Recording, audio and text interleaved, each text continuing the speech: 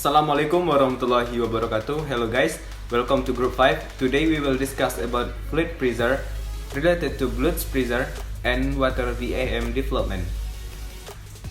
But first, let me introduce our group. My name is Fajriatul Ihsan and my partner Diatrinella, Hilyatul Sasabila and Mary Ramadhani. Today we will discuss about the pressure on liquid and pressure on the circulatory system, and the last, liquid pressure in the construction of water VAM. For the first material, we'll discuss by Diatrinella. For Diatrinella, time is yours.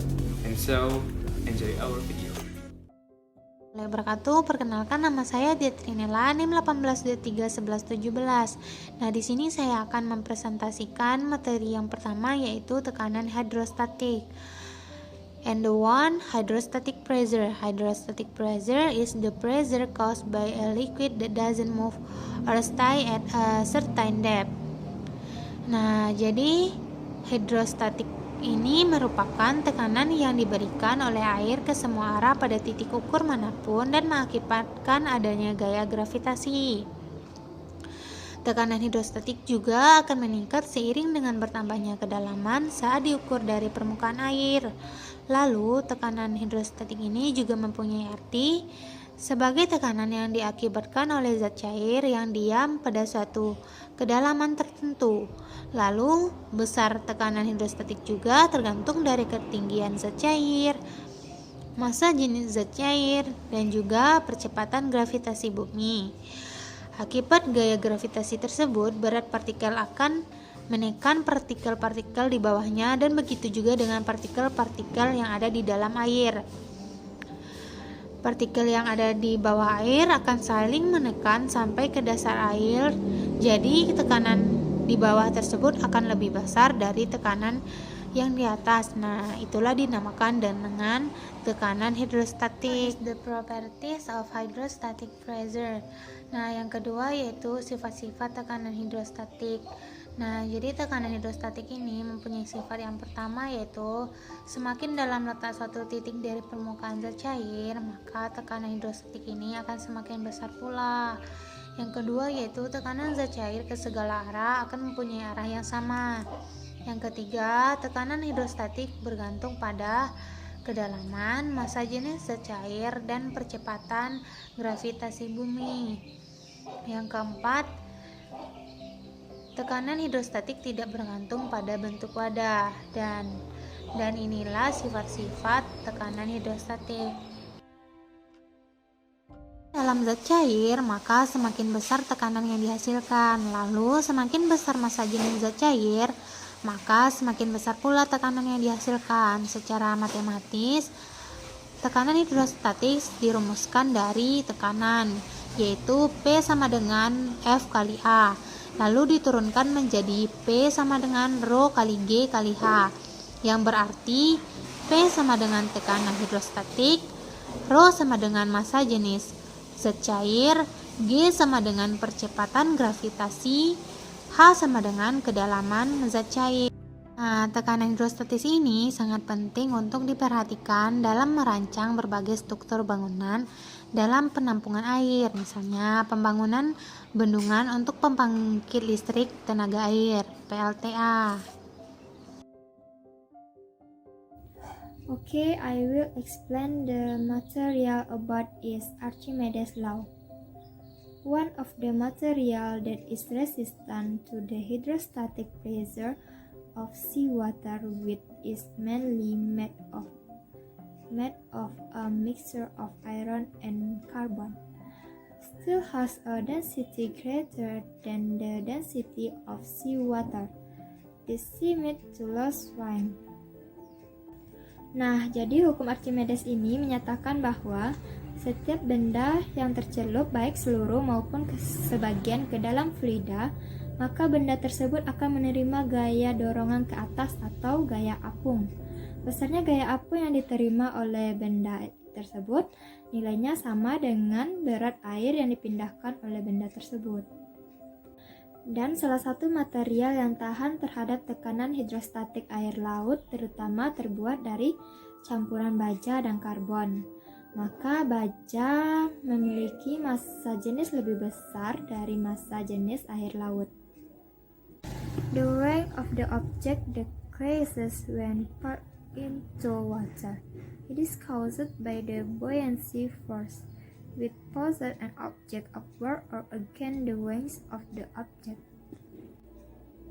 Berat benda berkurang ketika dimasukkan ke dalam air. Hal tersebut disebabkan oleh adanya gaya apung yang mendorong benda ke atas.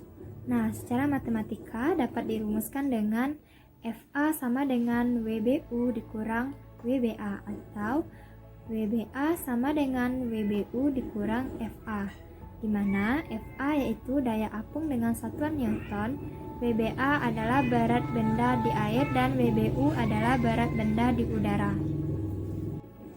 Due to the weight of the liquid being passed or moved, object R, WPC sama dengan PC dikali G dikali VCP.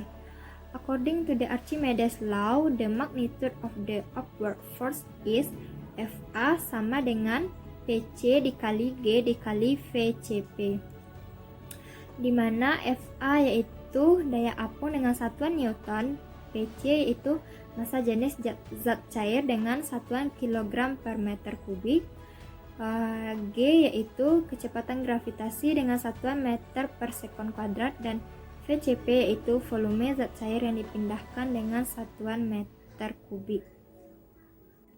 The next material is Pascal law. In the 16th century, a philosopher and scientist named Blaise Pascal coined law called Pascal law. This law read, if external pressure is applied to a closed system, the pressure at any point in the fluid will increase in proportion to the externally applied pressure. Materi selanjutnya yaitu hukum Pascal. Nah, pada abad ke-16, seorang ilmuwan dan filsafat bernama Blaise Pascal menciptakan hukum yang disebut dengan hukum Pascal.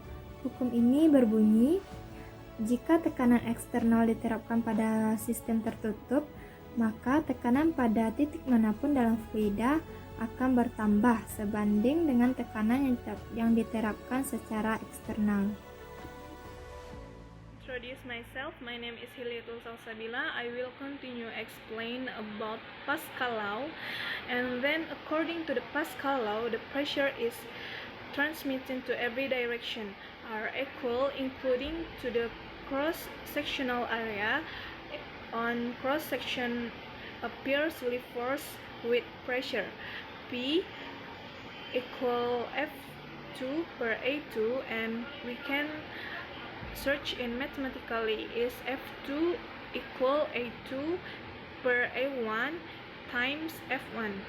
With the description with the formula is P is pressure, and then F1 and F2 is applied force, and the last is A1 and A2 is cross-sectional area. Nah, jadi menurut hukum Pascal, nanti tekanan itu akan diteruskan ke segala arah yang sama besar, termasuk pada jenis luas penampangnya. Nah, luas penampang ini akan muncul gaya angkat. Nah, dapat dirumuskan seperti P sama dengan F per A, atau dapat juga dirumuskan dengan F2 sama dengan A2 per A1 dikali F1, dengan keterangan P merupakan tekanan, F adalah gaya yang diberikan, dan A adalah luas penampang. B. Pressure of the circulatory system. The pressure applied to the blood vessel has principal work like Pascal law.